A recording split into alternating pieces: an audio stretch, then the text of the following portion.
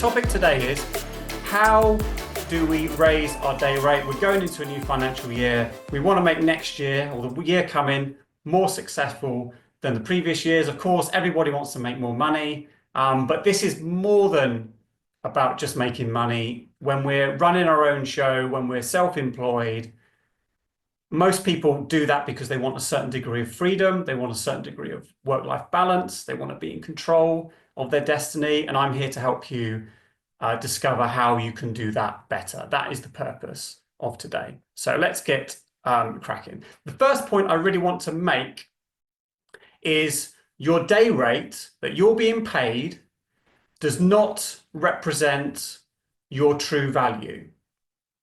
Okay? Your day rate does not represent your true value. What it represents is how you communicate value. So what I mean by that is we're giving off communication all the time. Some of it is very conscious, some of it is unconscious. Signals and things that we throw out there. If you've been building up your freelance or your consultancy business, you're communicating all the time. And it's not just when you're marketing yourself and presenting or whatever it might be. It's also as you're working and as you're engaging with clients and all those little things. And we often are doing things and putting off signals that we don't realize the impact of. Some of it positive, some of it holds us back. And this also links very heavily into what we end up getting paid and how much we can invoice. And the thing that I hear more than anything else when I'm speaking to people, particularly when I meet them for the first time in this kind of situation, is this phrase, which is, "Oh, I should probably be charging more." And like, tell me if you've ever said this to somebody else. I'd be interested to know. The word probably is doing a lot of work here. And this is what I mean about how we communicate and some of the signals we give off. Whenever I meet somebody who says to me, "Joe, I should probably be charging more," nearly every single time the case is, yes, they should be charging more. And just the fact that you're saying, "I should probably be doing it," is probably telling you, like, you should be charging more. You should be charging more. There's more value that you can realize, and that you're not doing enough about it and you're not fixing the problem. And also the probably is also expressing a bit of self-doubt, isn't it? And that self-doubt does come through and communicates it out to our clients, and it links to what we end up earning. And I want to bring this story in because this happened last week. I don't know if you saw it. This is in the TV industry, but Sky and BBC and ITV, they all got a rap on the knuckles. Luke's saying how every single time. Thank you, Luke, for sharing that. I'm glad it's resonating. These broadcasters have just been fined £4 million for essentially colluding around freelancers and sharing information of how much they're paying their freelancers with each other so that they can suppress overall how much, like a cartel, basically. It's a very shameful episode. I think it's a terrible thing, and I'm glad they've been called out on it. But what this tells me is, like, these broadcasters, they're big they use a lot of freelancers. They've got a lot of power, in the rates and who they work with. They've got a lot of the power, right? What it says to me, when you have an episode like this, it says, if you're a freelancer, you've got to claw some of that power back for yourself. Because this is the kind of thing that can happen. I don't want to set up an adversarial thing here between freelancers and clients, because we should be working collectively, right? We're trying to give value and have a mutual benefit. So I don't want to get adversarial, but it does say to me, you've got to find that where you can leverage more power back for yourself, particularly about how much you're going to get paid. You've got to do it because this is the reality of the world. This sort of stuff happens. Unfortunately, it does happen. And your day rate is not just your formal quotation that you give your client. And this is what I mean about communicating, like, all the time. So we have that phase before we send a quotation, which is like the client says, "Oh, can you just give me a ballpark? Tell me if you've had this. Just give me a ballpark. I won't hold you to it." But of course, like, they will hold you to it. That will be the expectation. What you share at that point is going to be their expectation. It's going to be what they're going to budget. So That's one area. What about when you're negotiating and maybe you want to do it at one price and the client wants it for a different price and they say, well, let's just split the difference. And you go, yeah, okay, that sounds fair. Let's just do that. How much value by that quick, hasty yes have you just given away? And then you get into the delivery phase and they say, well, while you're doing that, could you just do this as well? Could you just add that in? And you get that scope creep. And all these little things, if you add up all these tiny things across the year, it makes a really, really big difference. Just because remember, like, have a think about this. With your profit, let's just say, right, just to make it easy, right? If your business has a 10% profit margin, every time you get a 1% increase in revenue, that's improving your profit by 10%. And conversely, if your revenue goes down just 1%, that knocks 10% off your profit. So over the year, all of these little things really, really make a difference. They really add up. And also they really contribute to your well-being and your ability to manage all your work and all your different clients, and then to go out and get more high-value clients. Because, if we're just letting our client steal a bit of value here in negotiation or a bit more scope creep there, it just reduces your time. Just imagine if you could earn 15% more and have 15% more time. Like, what impact would that have on your business and your lifestyle? That margin is critical. It's massive. It's the difference between being overstressed and being comfortable and in control. So that's what I want to work on today with you. The hasty yes. When we do the hasty yes, when we default to yes, this is what leads to a stressful freelance life. So bear that in mind. It's all too easy just to say yes because we want to please the client, we want to keep working with them, but actually it's this yes, this automatic yes, which is contributing to a stressful life and potentially not realizing the full value of the day rate you could be being paid. So have you tried? Tell me in the chat, put a number if you've had any of these things. Like, are these things that you've tried to do? So just working harder, working longer. I'm sure all of us have done this at some point. And we think, well, if we just keep working a bit harder, we'll push through and we'll get over this problem. Making lots of small changes, but nothing's really affecting the overall picture of your revenue for your business. Cutting prices. I just need to get the work in. I'll just slash my price and get the work in. Delaying changes to next year. I know I need to do it. I know I need to change my business. I know I need to get paid more. I'll do it next year. Let me just get these projects off my plate first. Spending too long perfecting a strategy and not getting on and doing it and trying stuff. Or you've thought about it and not taken action. Some people have saying to me, 4 to 6, definitely. That's like, so those are like all the procrastination ones, aren't they? Thank you, Nikki. Robin's saying 1 and 6. Yeah, so okay, so these things are resonating. This is good. This is good. Okay, thank you for that. Abby's saying 1. Yeah, thank you, Abby. Okay, so working hard. The thing I want to say is working harder and longer is a trap, because all of us will probably do that. When we set up a freelance business, we'll nearly all go into the phase at some point of, oh, I need to work harder, even if we don't think of it consciously. But it is a trap. It really is a trap. So because you'll never get off that cycle unless you actually think, what am I going to change about my business? And take a small bit of time to do it. So I'm going to provide, Luke's saying nearly all of these, I think. Thank you, Luke, for sharing that. That's very honest of you. And Luke, I know, is really good at what he does because I know Luke. So that's interesting. I want to be really clear that be aware your peers have not got this figured out. It can feel like that on LinkedIn, that everybody else has got this stuff figured out. They do not, okay? What you're experiencing is entirely normal, and it's the very common phase that we all fall into. I'm going to provide today practical advice and guidance on these issues that we're talking about, and to tell you the kind of formula for like how you get out of this trap. I'm going to introduce you to my new Freelancer mini program, which is new, this is the first time I've run this content.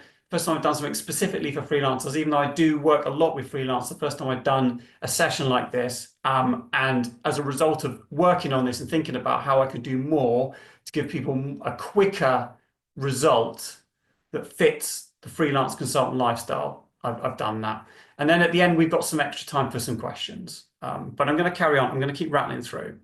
So for those of you who don't know me, I am a qualified performance coach. I've been doing this stuff for a long time, for 23 years. And really what interests me is helping people to get those breakthroughs, learn what it is that's holding them back, and take action. And the really critical thing here is if you're feeling these issues, is don't keep living with them. You've got to take action through whoever you decide to work with, or if you do it for yourself. Like, I really want to stress, it's important, like, don't get sucked into this trap of year after year after year after year being stuck with these problems and trying these things and them not working. And particularly the procrastination thing, which a lot of you mentioned in one of the previous slides. So the question I'd like to ask you now, have a think about this, put it in the chat for me. Be very interested to hear answers on this.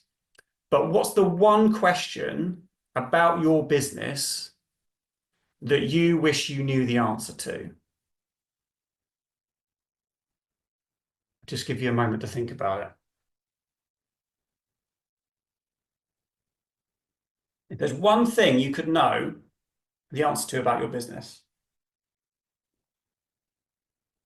bear in mind, as a freelancer or a consultant, you are the CEO of your business. You're responsible for everything. How you use your time, how you price yourself, your income, your profit, it all falls on you, your operations, it all comes down to you. So Robin's sharing, will it still be going in a few years? Thank you, Robin, for sharing that. I think that's a really common thread that people have, is that sense of like, I can do it now, but am I going to be able to sustain it? And I don't know if you found this as well, is that sometimes sustainability is not just about finding clients and getting income. It's also about, do I think I'm going to have the energy in 4, 5, 6 years time to keep working in this way? Nikki's saying, am I more or less expensive than competitors? Good question. Be interested to know what business you're in, Nikki. So think about that. What's the one question you really wish you knew the answer to? The answer, I call this your business secret. It is the thing that you need that's going to unlock having a more successful business and a better lifestyle. Thanks, Nikki. So you're working in freelance copywriting and brand strategy. Okay. So your relative value to competitors. Yeah, it's a key thing we need to understand, isn't it? How am I positioned versus everybody else? But that's also determined by yourself and how you project yourself in your own business. So while understanding competitive price is important, you also obviously need to think of like, how do you go higher up the value chain? How do you present yourself in that way? And we're going to talk about that today. So think about this, like, it's the business secret. That's what you want to understand. And the thing is, I want to stress, is the best freelancers and the best consultants, they identify their secret, their business secret. They get the answer to their key question. Can I sustain this business? Am I competitive? What price do I need to have that's going to, unlock, more profit for me and a better lifestyle? They identify and then they take action. We've got to get past the procrastination problem. And all the time that we're thinking about this stuff and thinking about the different options we've got, we are procrastinating, and you'll be amazed how much it has an impact on your income. I'm going to talk about an example of that in a moment, because there's endless ways to improve, right? There's so many aspects. As I say, you're the CEO of your business. You could improve in any of these things. There's so much, and it's very easy to get overwhelmed and then not find, okay, what is the kind of 1 or 2 key things I need to be doing to improve? And you kind of get lost in the weeds and you end up doing nothing. So have you ever secretly wondered, what are the habits? Because your business, especially when you're a freelancer, your business is based on your habits. So what is the habit that's holding you back? Are you underselling yourself? Are you rushing? Are you overthinking? Some of you have said that you've been doing that. Are you trying to do too much at once? Are you multitasking? Are you maybe serving too many types of clients? That's a big one that can really hold you up. Now, what I want to also say is like the mistakes that freelancers make are often tied to an underpinning fear. Now, I've given some examples here that are fears that often drive people to make these mistakes. And the fears, sometimes it could be different for you, I don't know, but these are examples. So a lot of people do underprice because they think, well, if I don't price on the cheaper end, then I won't get the business. They might give off poor signals due to low confidence or a feel of desperation. I need to get the work in because they feel like, well, other people have got better credentials than me. They can, I haven't got that, so I need to. And they give out those poor signals as a result because they don't feel confident in themselves. Confusing yourself, confusing your client. Often that can come from over explaining your service or over explaining how you work or just giving too much information because you feel like you need to justify what you're doing. And people are simple animals. We need like short and snappy and sweet. And that's often the way that people can lose their client or a potential client. Failing to be memorable because we don't want to appear weird. That's a natural human instinct. But at the same time, if we're not memorable, we just blend in with all the other freelance, copywriters, strategists, PR people. We just blend in, don't we? So how do we be memorable? Oh, I've got to move this on my screen so I can't actually see my next point. Failing to make time to think and plan, because everything will collapse if I just stop. And we just feel like we're on the hamster wheel. We've just got to keep doing it. And therefore, we don't stop and think. And as I've said, we really need to take that time to think. And then failing to communicate frequently enough. This is really common. And I see a lot of people get into this trap because they're delivering for current clients. They want to do the best piece of work. And therefore, they stop communicating to win the next client. And this is how you get feast and famine. But, this is such a common thing. It's such a common thing to have. And how do we get out of this trap, right? So something I want to share here, this is some data. This is based on thousands of actual freelance day rate data from a platform called Juno. And what the key thing that this tells us is if your role has a strategic element to it, you can charge the highest day rates. So strategic value, you want to be tagged in your brain, your client's brain. And remember, your client, they've only got space in their brain to have one really strong, it's like any brand, like with your personal brand or your business, they've only got room for one thing that they can associate with you, a strong association. And what you want it to be is you want it to be about strategic value. You don't want it to be about someone who does a task for me. So, if you're like a PR consultant, you don't want to be the person that your client thinks, well, they just do the press releases for us. You want them to be thinking, oh, this person really helps us to, build the exposure and the relationships we need to win clients. Something really strategically high value that's linked to the outcome they're trying to achieve. So every time, like I know a lot of you are on LinkedIn, if you're just sort of tagged as, freelance PR, whatever it might be, you're kind of just sort of saying that you're a task doer. So it's got about getting into that sense of like, how can I communicate? This is what I enable people to do, not just someone who does a task. Because as soon as we're in that task doer, that's very strongly associated with day rate. And the other thing about day rate is it's a trap in some sense. When we're charged by the day, even more so by the hour, it's kind of associated very clearly with like doing a task. So these are the kind of 3 steps you need to think about. Okay, so you need to think about, as a short-term goal, how can I increase my day rate? So how can I position myself as as giving more strategic value and make sure that you don't undercharge? The second step is you need to increase your prices year after year. And that's not just because of inflation, it's also because you're gaining more experience and you're gaining more knowledge and you can add more value.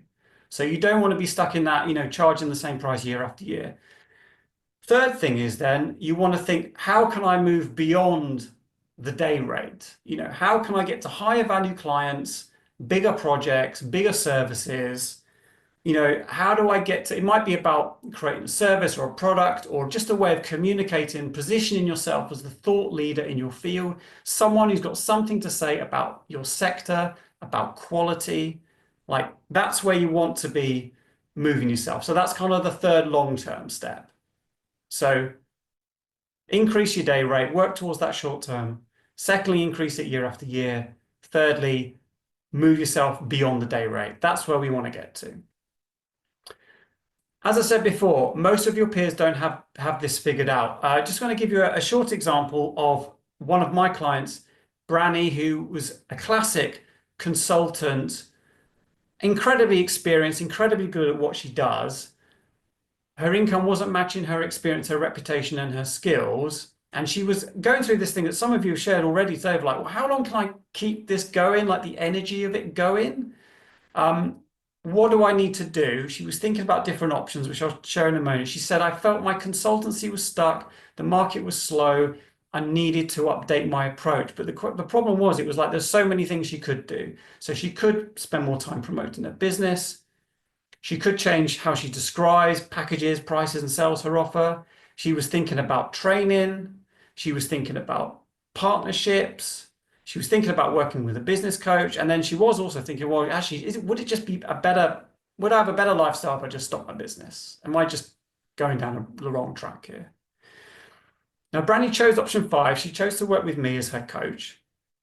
And the business secret, remember I said to her, what's the one thing you want to know about your business? The secret for Brandy was, which is really interesting because this wasn't a conscious thing, she'd become bored of promoting her business. And what I mean by that is when she started up as a freelancer, she was doing talks, she was getting out there, she was meeting a lot of people, she was very, very proactive, and she was positioning herself, well, I've got this new business, I've got to get it going. So she was very much positioning herself as the thought leader in the sector. And over time, and she hadn't realized this until we started unpicking it, is she'd actually become bored of doing those things. She'd stopped doing it. She felt like, well, they've already heard that message, or I've spoken there before, or, it's just getting a bit tired, or, and she'd almost got bored of her own message. And as a result, she'd really underestimated how much that was diminishing her presence with her clients. She'd become invisible. All these things which we do, which put us out there, we often don't realize how much they're making a difference. Even the LinkedIn posts we do that don't get any likes on them are actually, you'll be surprised how many people see those messages. And it was a boredom thing. And what we worked on, the thing that kind of unlocked it for her, was finding a message that really sold her business in a new and exciting way. And once she'd found that, Branny overcame this hesitancy and indecision that had frustrated her and had reduced the visibility to her clients. And so now, what's really interesting is she's, of all of those options I've showed you before that she had, apart from closing a business, she's actually done all of them. She's really been proactive. And it's because when we're still mulling over, what should I do to change my business? It's actually leading to this sort of indecision and hesitancy that holds us back. And also it's very, very stressful as well, because it kind of picks away the back of our brain, like, what should we be doing? Brandy said, I realized I had a power that I didn't feel I had before. And of course, she had that power all along. It's just that we'd unpick this secret of like what it was that was holding her back. So I hope this is making sense. Do tell me in the chat if some of these points are landing with you, because I'd love to know. So I'm just going to make you an outlandish bet. Okay. We're going to identify your most important business secret, and we're going to do it in 3 short working sessions together. So in my 23 years, my job has been about discovering secrets. I've done a lot of different roles. Some of you know who've worked with me before in a different life. Secrets in people, secrets in markets, secrets that unlock organizations. I've worked in market research and insight. I've worked in coaching, worked in strategy and innovation. It's always been about reading between the lines and working out what's the insight here that unlocks success. So I'm kind of putting myself out there a little bit to say I could do this in 3 sessions with you, but it's the kind of challenge that I'm up for this year because I feel like it is something that excites me, and I love working with people who are self-employed and doing it for themselves. And what I want is, because I know that most of you, you want to maintain, you don't want to go back to having a job. You want to have that freedom. And I want you to reclaim that freedom and be successful. Here's how we're going to do it. I'm going to tell you now, and this is a really key part and something to pay attention to, right? This is a really key, I mentioned before about a formula for how you reinvigorate your business so you can earn a better day rate. So the first thing is, there's 3 steps here. The first thing is, I talked about before, is finding the strategic twist on your role. So it's like, how do you position yourself in a way that tags you in a high value part of your client's brain?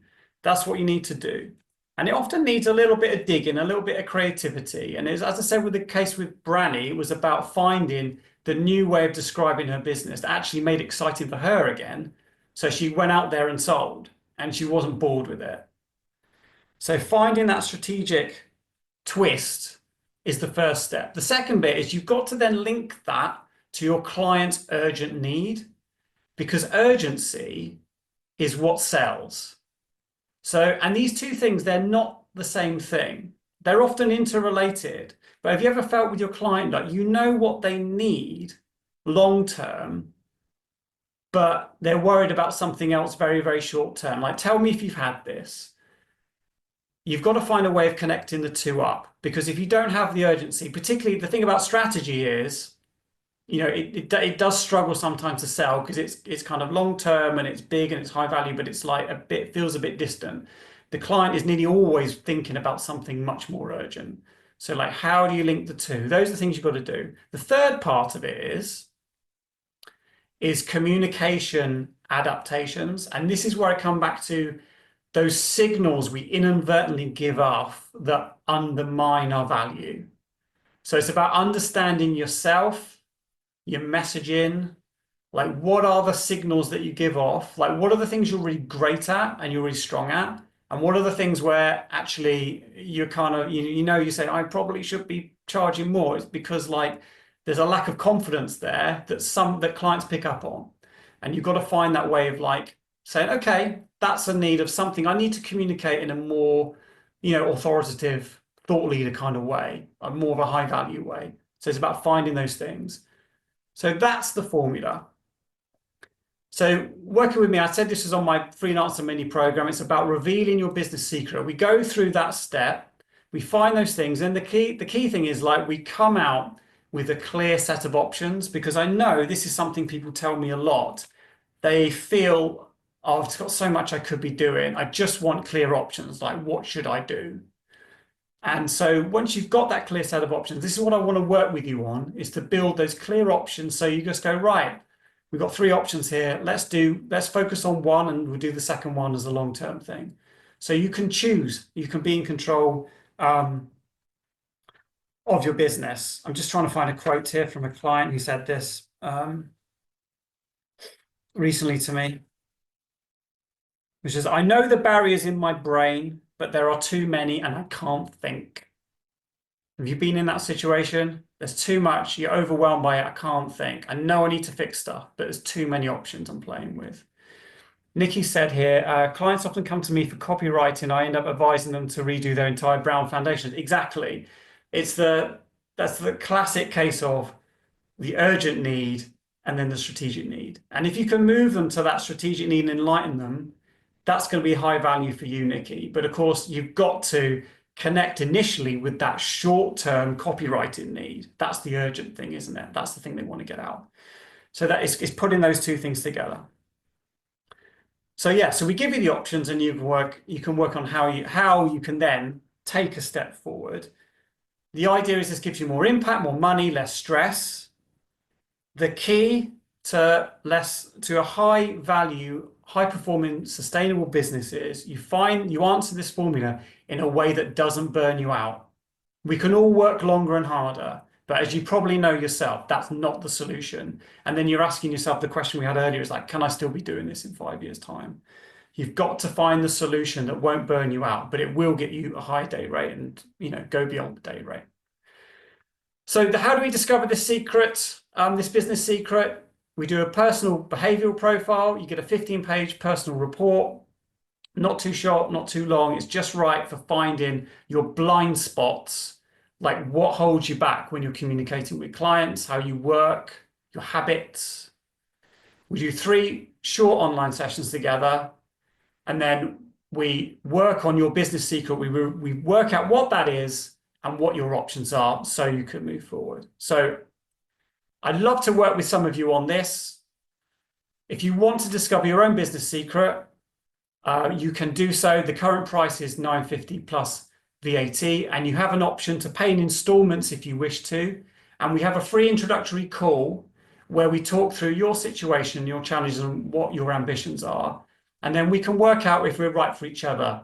And, I'll give you some advice at that initial call just to say, like, how you can go about solving your problem and whether I'm a good fit for you, because it's not always the case. It's always the thing with coaching is like it's not always a good fit. You've got to have the right rapport, and I've got to understand your situation, where you're trying to go, and if you're just the right fit for who I work best with as well.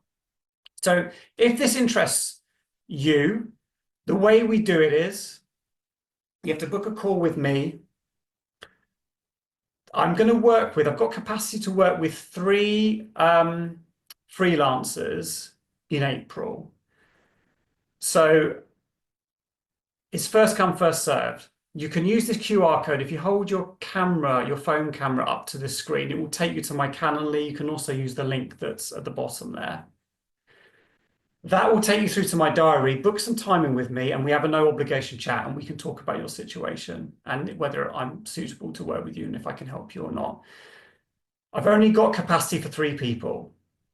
So book it in and come to me and let me know. But as I've already got a few calls booked in, so do be quick if you want to do it in April.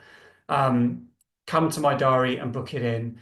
By the way, I should say, like, if you've got a question about anything I've said so far, like, put it in the Q&A, or you can put it in the chat, because I can come back to this at the end. I'm already close to wrapping up now because I said I'd be snappy. I have gone over time, and I apologize. I told you this is a bit risky doing some new content, but we've had some good engagement, which has been really good. So thank you all for contributing to that. Tell me, give me some idea of what you're thinking based on this, like what things really resonated with you. What do you think are the core challenges you face? What are the habits that you think you need to change? Are you underselling, underpricing? Do you know like where the higher value lies for you, or have you got to kind of unpick that? Like, let me know in the chat what it is for you, because I'd really like to know which bits of this are resonating for you. I've got one final thought that I want to share with you. So I want you to know that you are worth more than your day rate. Every time I work with someone on this situation, they're always worth more than what they're charging. So it is possible to unlock that and to solve it and not have to live with it year after year. You can move beyond the day rate. You can move beyond being seen as the task doer. But the key thing is you've got to want it, and you've got to want to make the change, because I do see people who have been living with this for like a long, long time, and there is absolutely no need. I know some of you who are participating today are actually quite new to freelancing, but it's really good to think about this in terms of going forward, to not fall into this trap like as soon as you start, because nearly everybody in freelancing goes through this cycle. We set up, starts off okay, we work really, really hard to do our best job for our clients, and then we have this feast and famine problem because we haven't communicated consistently enough, and we haven't communicated high value enough. So try to avoid falling into that trap from the off. Know your value, charge a good rate for it, and you've got to be brave. You have to be brave to set up a business, to go freelance and go solo. I call this the second act of bravery. It's Once you've started up, you've then got to be brave to change it. And you've got to be brave to recognize I'm undermining myself in certain ways. I need to change that. And it's often quite simple fixes, as we saw with Brandy. It was just about understanding herself a little bit better. I'm just seeing the messages here. Ellie, thank you, Ellie. Ellie says, thank you, Joe. This is great. Got me thinking about my strategic value, not being known as a task doer. Yeah. And it's so easy to fall into as a freelancer. So easy to fall into that trap. So you've really got to think about like, how do I, from the off, how do I set myself as high value? And if I'm giving off that, if I'm thinking, oh, if I say to people, I probably should be earning more, I'm telling you now, you should be. I'm going to wrap it up there. Unless anyone's got any more questions or thoughts they want to put in. I really appreciate you joining us today and going through that. I really hope it was valuable to you. It's been really great to have the interaction. You're all doing brave stuff and you're all out there working hard. Do know that you are more valuable than we often realize through our invoices, and you can get there. So however you go about solving this problem, don't stand still. Take that little bit of time to think strategically. And avoid perfectionism. Don't get caught in overthinking it. It's often about just doing stuff and trying it and learning. And if you do that exactly as you did when you started up, I promise you, you will get there. You will do.